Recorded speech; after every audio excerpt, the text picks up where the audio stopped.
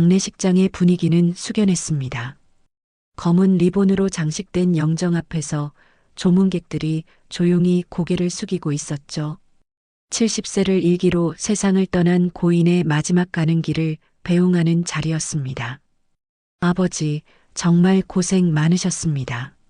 장남 김태호가 눈물을 훔치며 인사말을 했습니다. 평생 우리 가족을 위해 희생하셨는데 마지막까지 함께하지 못해 죄송합니다. 조문객들 사이에서 흐느끼는 소리가 들려왔습니다. 고인의 아내 박순희는 한복을 곱게 차려입고 상주석에 앉아 있었죠. 옆에는 둘째 아들 김태준과 막내딸 김지은이 함께 있었습니다. 할아버지가 정말 그리울 거예요. 손자 중 하나가 말했습니다. 항상 용돈도 주시고 맛있는 것도 많이 사주셨는데 박순희는 손자의 머리를 쓰다듬으며 말했습니다. 할아버지는 하늘나라에서 우리를 지켜보고 계실 거야. 착하게 살아야 한다. 장례식은 순조롭게 진행되고 있었습니다. 고인의 지인들이 하나둘 조문을 마치고 돌아가기 시작했죠. 오후 2시 발인을 앞두고 마지막 인사를 나누는 시간이었습니다. 그런데 그때였습니다. 장례식장 입구에서 웅성거리는 소리가 들려왔습니다. 사람들이 뭔가를 보고 놀라는 듯 했죠. 저기 오는 사람 좀 보세요. 어머, 저 사람 혹시. 설마 그럴 리가 없는데. 조문객들의 시선이 한 곳으로 집중되었습니다. 장례식장 문을 열고 들어오는 한 남자가 있었죠. 70대 정도로 보이는 다소 초라한 행색의 노인이었습니다. 하지만 그의 얼굴을 본 순간 장례식장은 순식간에 술렁거렸습니다. 고인과 너무나 닮은 얼굴이었으니까요. 저 사람이 혹시 김철수 씨 아니에요? 20년 전에 집을 나간 바로 그 사람 말이에요? 남자는 천천히 영정 앞으로 걸어갔습니다. 그리고 고인의 사진을 오랫동안 바라보더니 깊은 한숨을 내쉬었죠. 형, 미안하다. 이제야 왔구나. 그의 말에 상주석에 앉아있던 가족들이 일제히 고개를 돌렸습니다. 박순희는 그를 보자마자 얼굴이 하얗게 질렸죠. 당신이 왜 여기에? 김철수, 바로 20년 전 갑자기 집을 나가 행방불명된 고인의 동생이었습니다. 당시 가족들은 그가 죽었다고 생각하고 있었죠. 장남 태호가 벌떡 일어났습니다. 삼촌, 정말 삼촌이에요? 살아계셨던 거예요? 하지만 둘째 태준의 반응은 달랐습니다. 잠깐, 진짜 삼촌이 맞아요? 20년이나 지났는데 어떻게 증명하죠? 맞다, 그 사람 가짜일 수도 있어. 조문객 중 한 명이 속삭였습니다. 장례식장에 나타나서 유산을 노리는 거 아냐? 철수는 조용히 주머니에서 낡은 지갑을 꺼냈습니다. 그리고 그 안에서 오래된 가족사진 한 장을 꺼내 보여주었죠. 이거 봐. 30년 전 우리 가족사진이야. 너희들이 어릴 때 찍은 거지. 사진 속에는 젊은 시절의 철수와 형, 그리고 어린 조카들이 함께 있었습니다. 부인할 수 없는 증거였죠. 막내딸 지은이 눈물을 흘리며 다가왔습니다. 삼촌, 정말 삼촌이세요? 저는 지은이에요. 기억하세요? 철수는 지은의 손을 잡았습니다. 지은이 많이 컸구나. 마지막에 본 게 중학생 때였는데. 삼촌, 그동안 어디 계셨어요? 왜 연락도 안 하셨어요? 지은이 울먹였습니다. 하지만 박순희는 여전히 경계심을 늦추지 않았습니다. 20년 동안 어디서 뭘 했길래 이제야 나타나는 거예요? 형님 장례식에 와서 뭘 하려는 거죠? 조문객들도 웅성거렸습니다. 상황이 심상치 않다는 것을 느꼈죠. 철수는 깊은 한숨을 내쉬며 말했습니다. 형수, 나는 그냥 형을 배웅하러 왔을 뿐이야. 20년 전 일은 다 내 잘못이었어. 잘못? 태준이 날카롭게 물었습니다. 무슨 잘못을 했길래 가족을 버리고 도망간 거예요? 장례식장의 분위기는 점점 어색해졌습니다. 조문객들은 이 가족의 과거사에 관심을 갖기 시작했죠. 20년 전에 무슨 일이 있었던 거야? 집안에 큰 문제가 있었나 봐. 그래서 그 사람이 집을 나간 거구나. 철수는 주변을 둘러보더니 조용히 말했습니다. 여기서 이런 얘기하기엔 좀 그런 것 같은데. 나중에 따로 시간을 내서 얘기하자. 하지만 태주는 물러서지 않았습니다. 아니에요. 지금 여기서 다 말해요. 20년 동안 연락 한 번 없던 사람이 갑자기 나타나서 나중에 얘기하자고요? 그래, 지금 다 털어놔. 박순희도 날카롭게 말했습니다. 당신이 왜 집을 나갔는지, 그동안 뭘 했는지 다 말해요. 조문객들의 시선이 집중되는 가운데 철수는 어쩔 수 없이 입을 열었습니다. 20년 전 나는 정말로 잘못했어. 형 회사 돈을 잘못 건드린 거야. 역시 그랬구나. 태준이 소리쳤습니다. 회사 돈을 훔쳐서 도망간 거였어. 하지만 철수의 다음 말은 예상과 달랐습니다. 하지만 나는 그 돈을 훔친 게 아니야. 누군가가 나한테 누명을 씌운 거였어. 무슨 소리예요? 박순희가 반박했습니다. 당시 회계장부에도 다 나와 있었잖아요. 당신이 회사 돈 3억 원을 빼돌렸다고. 그 장부가 조작된 거야. 철수가 말했습니다. 누군가가 나를 범인으로 만들기 위해 장부를 조작한 거였어. 장례식장이 웅성거렸습니다. 상황이 점점 복잡해지고 있었죠. 그럼 누가 조작했다는 거예요? 태호가 물었습니다. 철수는 잠시 망설이더니 대답했습니다. 그건 나중에 얘기하자. 지금은 형을 보내는 게 중요해. 하지만 가족들은 그냥 넘어갈 수 없었습니다.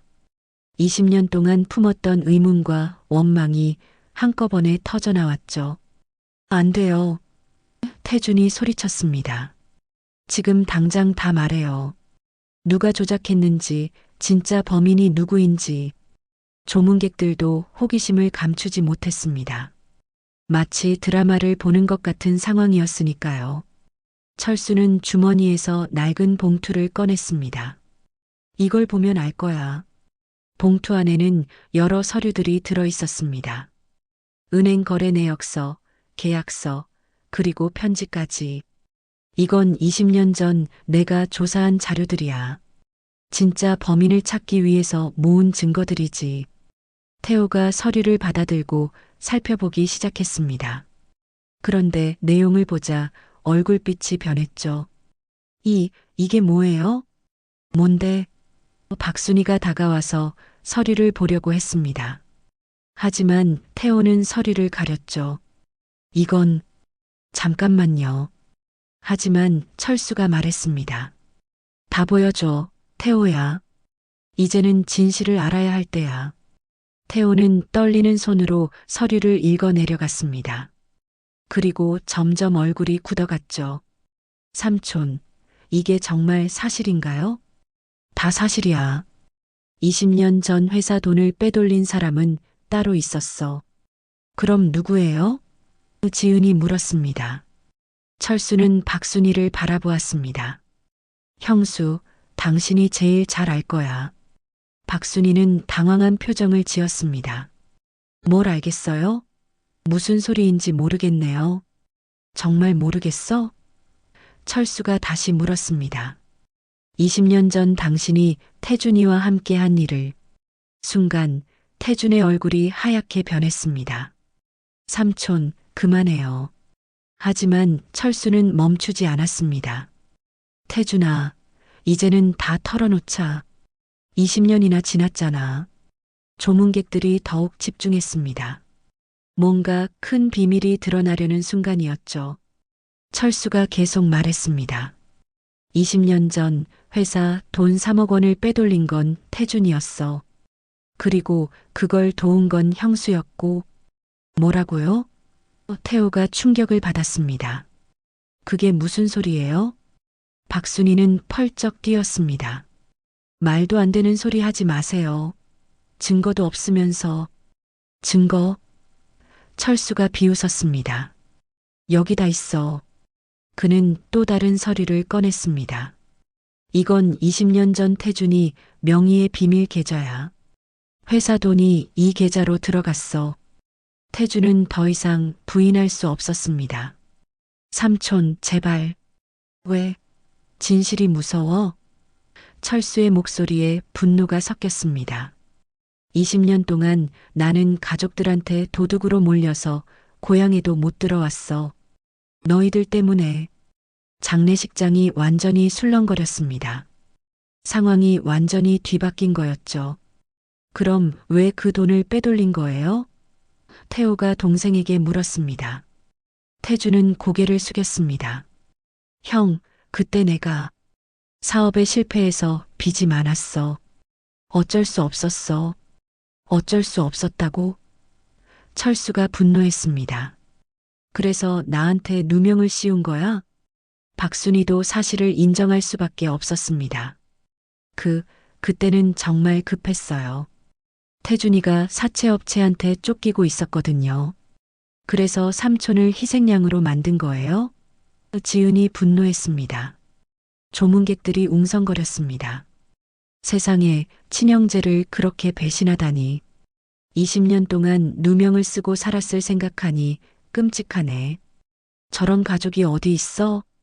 철수가 계속 말했습니다. 태준이는 회사 회계를 담당하고 있었어. 그래서 장부를 조작하기 쉬웠지. 그리고 형수는 나를 의심하도록 형을 부추겼어. 박순이는 더 이상 부인하지 못했습니다. 미안해요. 정말 미안해요. 그때는 어쩔 수 없었어요. 어쩔 수 없었다고? 철수의 목소리가 떨렸습니다.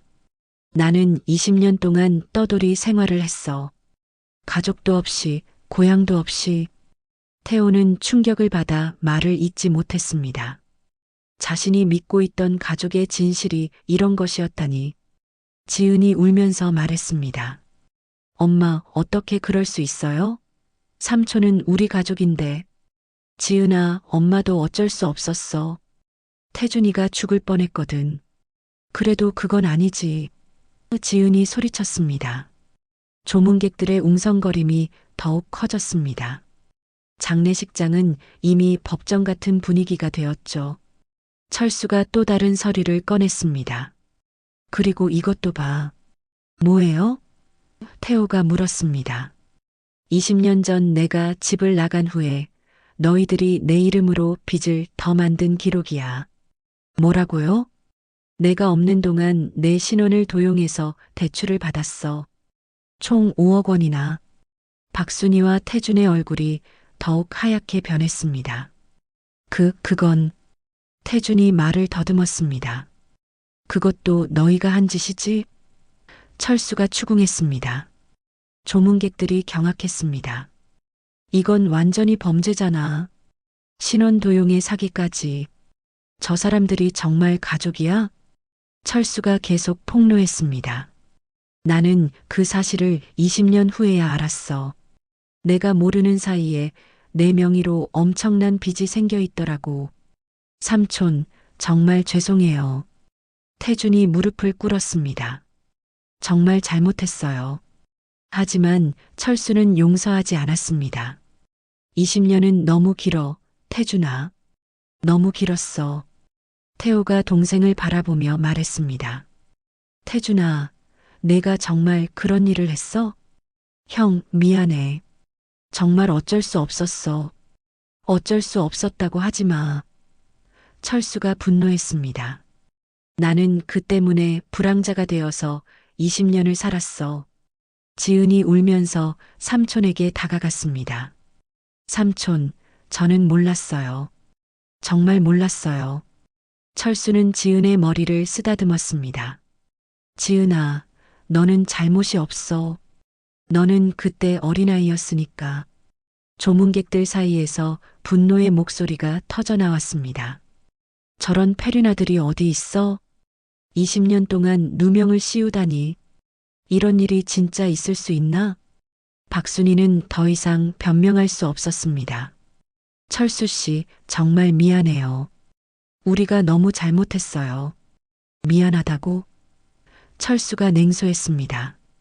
20년을 미안하다는 말로 되돌릴 수 있어? 태준도 눈물을 흘리며 말했습니다. 삼촌, 제가 평생 갚을게요. 정말 잘못했어요. 하지만 철수의 분노는 가라앉지 않았습니다. 갚는다고? 내 20년을 어떻게 갚을 건데? 그때 조문객 중 한 명이 말했습니다. 이거 완전히 사기죄 아니에요? 경찰에 신고해야 하는 거 아니야? 다른 조문객도 거들었습니다. 맞아요. 신원도용의 횡령까지. 이건 중범죄예요.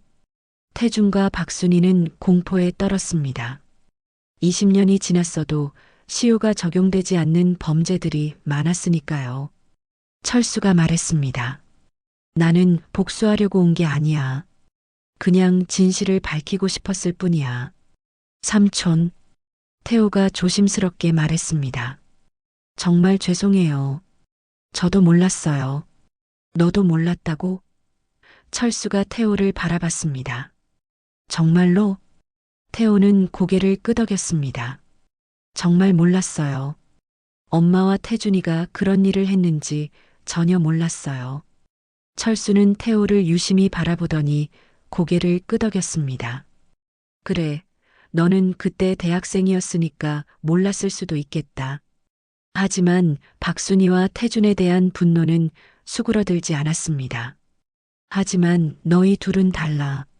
너희들은 계획적으로 나를 배신한 거야. 조문객들이 점점 더 분노했습니다. 어떤 이는 태준과 박순희를 손가락질하기도 했죠. 저런 인간들이 장례식에 나와 있을 자격이 있어? 피해자가 따로 있는데 저렇게 뻔뻔하게. 철수가 또 다른 서류를 꺼냈습니다. 그리고 이것도 봐. 또 뭐가 있는데요? 박순희가 떨리는 목소리로 물었습니다. 20년 동안 내가 조사한 자료야. 너희들이 그 돈으로 뭘 했는지 다 적혀 있어. 서류를 본 태호는 또다시 충격을 받았습니다. 이게 뭐예요? 엄마가 그 돈으로 부동산을 샀다고? 박순희는 더 이상 숨길 수 없었습니다. 그때 부동산 값이 오를 것 같아서. 투자? 철수가 비웃었습니다. 내 명의로 훔친 돈으로 투자를 했다고? 태준도 추가로 폭로되었습니다. 태준이는 그 돈으로 해외여행을 다녔어. 유럽, 미국 할 것 없이. 뭐라고요? 태호가 동생을 바라봤습니다. 형, 그건. 태준이 변명하려 했지만 말이 나오지 않았습니다. 조문객들의 분노는 극에 달했습니다. 저런 파렴치한 놈들. 남의 돈 훔쳐서 여행을 다니다니. 양심이라는 게 있기나 한 거야? 철수가 마지막 폭로를 했습니다. 그리고 가장 가슴 아픈 건 이거야. 그는 또 다른 편지를 꺼냈습니다. 형이 죽기 전에 나한테 보낸 편지야. 아버지가요? 지은이 놀랐습니다. 응. 3년 전에 받았어. 형이 병원에 입원해 있을 때 보낸 거야. 철수는 편지를 읽기 시작했습니다. 철수야, 미안하다. 나는 20년 전 진실을 알고 있었어. 태준이와 순이가 뭘 했는지 다 알고 있었지. 하지만 가족을 지키려고 모른 척했어. 너를 희생양으로 만든 것도 나야. 정말 미안하다. 장례식장이 조용해졌습니다. 고인의 고백에 모두가 충격을 받았죠. 철수가 계속 읽었습니다. 나는 평생 너한테 죄를 지고 살았어. 죽기 전에 진실을 밝히고 싶었지만 용기가 없었어. 내가 죽으면 이 편지를 가족들에게 보여줘. 그리고 너를 용서해 달라고 해줘. 편지를 다 듣고 나니 모두가 말을 잃었습니다. 고인마저도 진실을 알고 있었다는 것이었죠. 태호가 충격을 받아 말했습니다. 아버지가 다 알고 계셨던 거예요? 그래. 형은 다 알고 있었어. 하지만 가족을 지키려고 나를 버린 거야. 박순희는 완전히 무너졌습니다. 남편도 저를 원망했겠네요. 원망? 철수가 냉소했습니다. 형은 마지막까지도 너희들을 생각했어. 나보다도 너희들이 더 중요했던 거지. 조문객들은 이제 완전히 태준과 박순이 편에서 돌아섰습니다. 저런 사람들 때문에 선량한 사람이 고생했구나. 20년 동안 죄책감에 시달렸을 고인이 불쌍해. 가족을 위해서라지만 그래도 너무했어.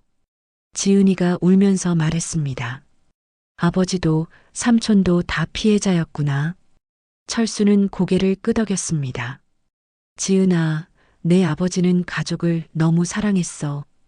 그래서 나를 희생시켜서라도 가족을 지키려 했던 거야. 태호도 눈물을 흘렸습니다. 삼촌, 정말 죄송해요. 저희가 몰라서. 태호야, 너는 잘못이 없어. 너는 피해자야. 하지만 태준과 박순희에 대한 철수의 분노는 여전했습니다. 하지만 너희들은 달라. 너희들은 가족을 배신했어. 태준이 무릎을 꿇고 빌었습니다. 삼촌, 정말 잘못했어요. 평생 후회하며 살았어요. 후회? 철수가 비웃었습니다. 20년 동안 잘 먹고 잘 살면서 후회했다고? 박순희도 빌었습니다. 철수 씨, 정말 미안해요. 제가 너무 잘못했어요. 하지만 조문객들은 이미 그들을 용서하지 않았습니다. 이제 와서 사과한다고 뭐가 달라져? 20년은 너무 길어. 너무 길었어. 저 사람들 때문에 가족이 다 망가졌네. 그때 경찰이 들어왔습니다. 누군가 신고를 한 모양이었죠. 신고 접수해서 왔는데요. 무슨 일이 있었나요? 조문객 중 한 명이 설명했습니다. 저기 있는 사람들이 20년 전에 친족을 배신하고 돈을 훔쳤어요. 경찰은 상황을 파악하고 철수에게 다가왔습니다. 피해자가 본인이신가요? 철수는 고개를 끄덕였습니다. 네, 맞습니다. 20년 전에 횡령 누명을 쓰고 집을 나간 김철수입니다. 그럼 이분들이 가해자고요? 경찰이 태준과 박순희를 바라봤습니다. 태준은 떨리는 목소리로 말했습니다. 경찰관님, 저희가 정말 잘못했습니다. 박순희도 고개를 숙였습니다.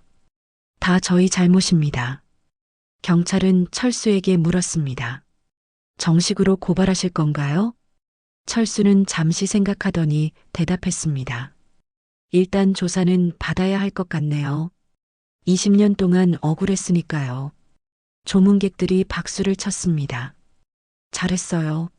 이제라도 진실이 밝혀져야죠. 태준과 박순희는 경찰에게 연행되었습니다. 조문객들은 그들을 차갑게 바라봤죠. 저런 사람들이 장례식에 와 있을 자격이나 있었나? 피해자는 따로 있는데 상주 노릇을 하고 있었네. 이제서야 진짜 상주가 나타났구나. 철수는 형의 영정 앞에 무릎을 꿇었습니다. 형, 이제라도 진실이 밝혀졌어. 마음 편히 가세요. 태호와 지은도 함께 무릎을 꿇었습니다. 삼촌, 저희도 함께 아버지를 배웅해도 될까요? 그럼 우리 가족이잖아. 장례식은 다시 시작되었습니다. 이번에는 진짜 가족들만 남아서 고인을 배웅했죠. 조문객들도 철수를 진심으로 위로했습니다. 20년 고생 많으셨어요. 이제라도 진실이 밝혀져서 다행이에요. 앞으로는 가족들과 행복하게 사세요. 발인이 끝나고 철수는 태호와 지은에게 말했습니다. 너희들은 진짜 가족이야. 앞으로 같이 살자. 정말요? 지은이 기뻐했습니다. 그럼 이제부터 우리가 진짜 가족이야. 하지만 태호는 걱정스러운 표정을 지었습니다. 삼촌, 엄마와 태준이는 어떻게 되는 거예요? 그건 법이 결정할 일이야. 나는 더 이상 관여하지 않을 거야.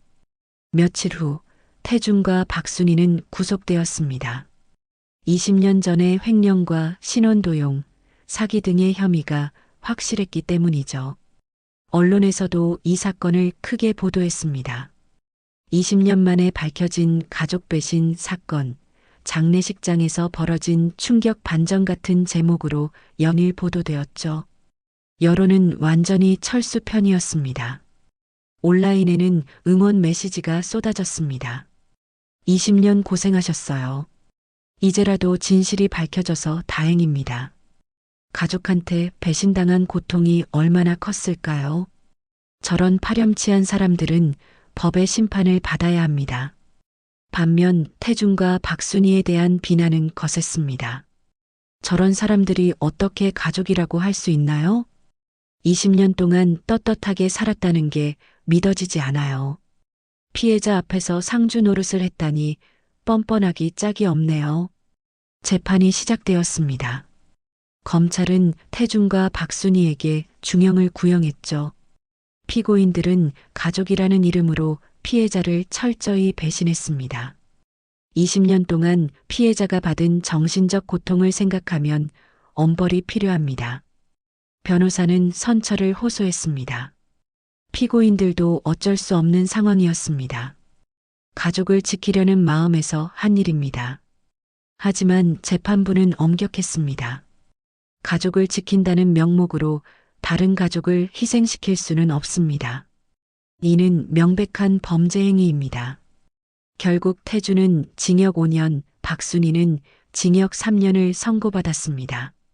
추가로 철수에게 정신적 피해배상금 2억 원을 지급하라는 판결도 나왔죠. 판결 후 태준과 박순희는 철수 앞에서 다시 한번 사과했습니다. 삼촌, 정말 죄송합니다. 평생 죄를 짓고 살겠습니다. 형수님, 진심으로 뉘우치고 있습니다. 하지만 철수는 차가운 표정이었습니다. 20년은 너무 길었어. 사과로는 부족해. 언론에서는 이 사건을 두고 다양한 분석을 내놓았습니다. 가족 내부의 배신이 얼마나 큰 상처를 주는지 보여준 사례. 돈 앞에서 무너진 가족의 한계. 진실은 결국 드러난다는 교훈을 주는 사건. 한 심리학 교수는 이렇게 분석했습니다. 가족이라는 이름으로 저지른 배신은 일반적인 배신보다 훨씬 큰 상처를 남깁니다.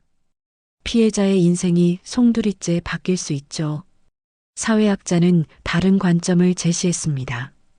이 사건은 우리 사회의 가족주의 문화가 가진 어두운 면을 보여줍니다. 가족을 지킨다는 명목으로 개인을 희생시키는 일이 정당화되어서는 안 됩니다. 한편 철수는 태호, 지은과 함께 새로운 삶을 시작했습니다. 20년 만에 되찾은 가족과의 일상이었죠. 삼촌, 아침 식사 준비됐어요. 지은이 웃으며 말했습니다. 고마워, 지은아. 이런 평범한 아침이 이렇게 소중한 줄 몰랐네. 태호도 삼촌을 정성껏 모셨습니다. 삼촌, 제가 다닐 회사에서도 일자리를 제안했어요. 어떠세요? 고마워, 태호야. 하지만 나는 이제 조용히 살고 싶어. 철수는 20년 동안의 방랑 생활로 많이 지쳐 있었습니다. 이제는 가족과 함께 평범한 일상을 보내고 싶었죠. 하지만 완전한 회복에는 시간이 필요했습니다. 20년간의 상처가 쉽게 아물 수는 없었으니까요. 삼촌, 가끔 악몽을 꾸시는 것 같아요. 지은이 걱정했습니다. 괜찮아. 시간이 지나면 좋아질 거야. 상담을 받아보시는 게 어떨까요? 태호가 제안했습니다. 철수는 고개를 저었습니다. 상담보다는 너희들이 곁에 있어주는 게 더 큰 치료야. 그렇게 몇 달이 지났습니다. 철수는 조금씩 안정을 찾아갔지만 여전히 과거의 상처는 아물지 않았습니다. 어느 날 교도소에서 편지가 왔습니다. 태준이 보낸 것이었죠. 삼촌, 매일매일 후회하며 살고 있습니다. 제가 저지른 죄가 얼마나 큰지 이제야 깨달았습니다. 용서를 바라지는 않겠습니다. 다만 제 잘못을 인정하고 반성하겠습니다. 철수는 편지를 읽고 찢어버렸습니다. 아직은 용서할 수 없었죠. 박순희로부터도 편지가 왔습니다. 철수 씨, 제가 너무 큰 잘못을 저질렀습니다. 20년 동안 죄책감에 시달렸지만 용기가 없어서 진실을 말하지 못했습니다. 이제라도 진실이 밝혀져서 다행이라고 생각합니다. 하지만 철수는 이 편지도 읽지 않고 버렸습니다. 삼촌, 너무 마음을 다치는 마세요. 지은이 조심스럽게 말했습니다. 지은아, 20년은 너무 긴 시간이야. 쉽게 용서할 수 없어. 그래도 언젠가는 모르겠어. 아직은 모르겠어. 한편 이 사건은 사회에 큰 파장을 일으켰습니다. 비슷한 피해를 당한 사람들이 용기를 내어 진실을 밝히기 시작했죠. 저도 가족한테 배신당했어요. 20년 전 일이지만 아직도 상처가 남아 있어요. 이 사건을 보고 용기를 얻었습니다. 시민단체에서는 가족 내 범죄 피해자 지원센터를 설립했습니다. 철수의 사연이 계기가 된 것이었죠. 가족이라는 이름으로 저지른 범죄도 엄연히 범죄입니다. 피해자들이 목소리를 낼 수 있도록 도와야 합니다. 센터장은 이렇게 말했습니다. 김철수 씨의 사례는 우리 사회에 많은 것을 시사합니다. 가족 내 범죄는 은밀하게 이루어지고 피해자는 침묵을 강요받는 경우가 많습니다. 철수도 이런 활동에 동참했습니다. 자신과 같은 피해자들을 돕고 싶었거든요. 저처럼 오랫동안 고통받는 사람이 더 이상 없었으면 좋겠어요. 철수의 증언은 많은 사람들에게 용기를 주었습니다. 숨어있던 피해자들이 하나둘 목소리를 내기 시작했죠. 하지만 철수 자신의 상처는 여전히 깊었습니다. 공개적으로는 강한 모습을 보였지만 집에서는 자주 우울해했죠. 삼촌, 오늘은 좀 어떠세요? 태호가 물었습니다. 좋은 일을 했으니까 기분이 좋아야 하는데 마음이 무거워. 왜요? 20년을 되찾았다고 해도 잃어버린 시간은 돌아오지 않잖아. 태호는 삼촌의 어깨를 다독였습니다. 삼촌, 이제라도 진실이 밝혀진 게 다행이에요. 그래도 허망해. 내가 믿었던 가족들이 나를 배신했다는 사실이. 지은이 다가와서 삼촌의 손을 잡았습니다. 삼촌, 저희는 삼촌을 절대 배신하지 않을 거예요. 고마워, 지은아. 그렇게 1년이 더 지났습니다. 태준과 박순이는 감옥에서 형을 살고 있었고 철수는 새로운 삶에 적응해 나가고 있었습니다. 어느 날 철수는 형의 무덤을 찾았습니다. 20년 만에 처음으로 성묘를 하는 것이었죠. 형, 나야. 철수야. 바람이 불었습니다. 마치 형이 대답하는 것 같았죠. 형, 나는 형을 원망하지 않아. 형도 어쩔 수 없었다는 걸 알아. 철수는 형의 편지를 다시 꺼내 읽었습니다. 형의 마지막 사과와 부탁이 담긴 편지였죠. 하지만 형, 20년은 정말 길었어. 너무 길었어. 그날 철수는 무덤 앞에서 오랫동안 울었습니다. 20년 동안 참아왔던 눈물이 모두 쏟아져 나왔죠. 집으로 돌아온 철수를 본 태호와 지은이 걱정했습니다. 삼촌, 괜찮으세요? 응, 이제 조금 마음이 정리된 것 같아. 정말요? 형한테 인사를 하고 왔어. 이제 정말 새 출발을 해야겠어. 그 후 철수는 조금씩 변화하기 시작했습니다. 더 적극적으로 피해자 지원 활동에 참여했고 새로운 사람들과도 관계를 맺었습니다. 삼촌이 많이 밝아지셨어요. 지은이 기뻐했습니다. 그래도 아직 갈 길이 멀어. 20년의 상처가 쉽게 아물 수는 없으니까. 하지만 적어도 희망은 보이기 시작했습니다. 철수에게도 그와 비슷한 피해를 당한 다른 사람들에게도 2년 후 태준이 출소했습니다. 모범수로 형기를 단축받은 것이었죠. 박순이도 6개월 뒤에 출소 예정이었습니다. 태준은 출소 후 바로 철수를 찾아왔습니다. 삼촌, 정말 죄송합니다. 하지만 철수는 만나주지 않았습니다. 아직은 때가 아니야. 태주는 매일 집 앞에서 기다렸습니다. 한 달 동안 계속해서 삼촌, 제발 한 번만 만나주세요. 정말 후회하고 있습니다. 지은이 마음이 아파했습니다. 삼촌, 태준 오빠가 너무 불쌍해요. 지은아, 너는 아직 어려서 모르는 거야. 20년은 단순히 용서할 수 있는 시간이 아니야. 하지만 태호는 다른 의견이었습니다. 삼촌, 그래도 가족인데 언젠가는 용서해야 하지 않을까요? 태호야, 너도 피해자야. 내가 용서하라고 할 필요는 없어. 결국 철수는 태준을 만나지 않았습니다. 태준은 계속해서 집 앞에서 기다렸지만 철수는 끝까지 문을 열어주지 않았죠. 한 달 후 태준은 포기하고 다른 곳으로 떠났습니다. 떠나기 전 편지 한 통을 남기고 삼촌, 제가 저지른 죄는 영원히 용서받을 수 없다는 걸 알고 있습니다. 다만 제가 진심으로 뉘우치고 있다는 것만은 믿어주세요. 삼촌이 행복하셨으면 좋겠습니다. 철수는 편지를 읽고 복잡한 심정이었습니다. 분노와 원망, 그리고 한편으로는 안타까움까지. 6개월 후 박순희도 출소했습니다. 하지만 그녀 역시 철수를 만나지 못했습니다. 철수는 여전히 그들을 용서할 수 없었죠. 삼촌, 언제까지 이렇게 사실 거예요? 지은이 걱정했습니다. 모르겠어, 지은아.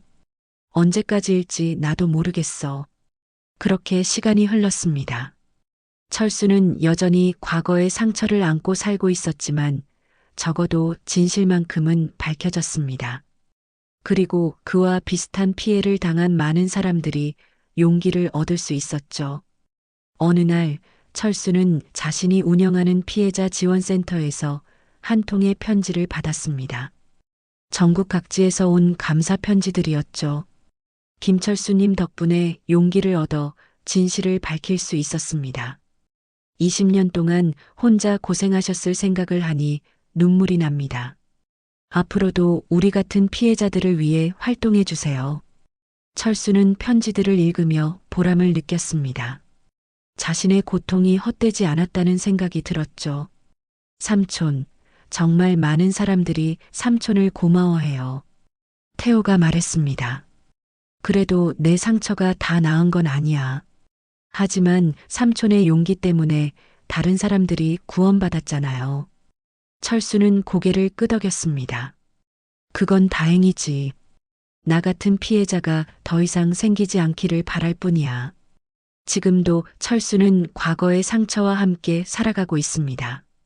완전한 용서는 아직 이르지만 적어도 진실이 밝혀졌고 정의가 실현되었습니다.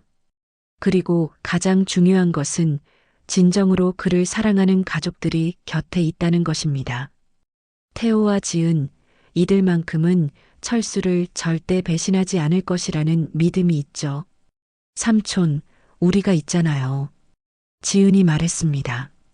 그래, 너희들이 있어서 다행이야. 20년의 세월은 되돌릴 수 없지만 적어도 남은 인생은 진실과 함께 살 수 있게 되었습니다. 그것만으로도 철수에게는 큰 위안이었습니다. 진실은 결국 드러나는 법입니다. 아무리 오랜 시간이 걸려도, 아무리 교묘하게 숨겨도 언젠가는 밝혀지게 마련이죠. 철수의 이야기가 바로 그것을 증명해 준 사례였습니다.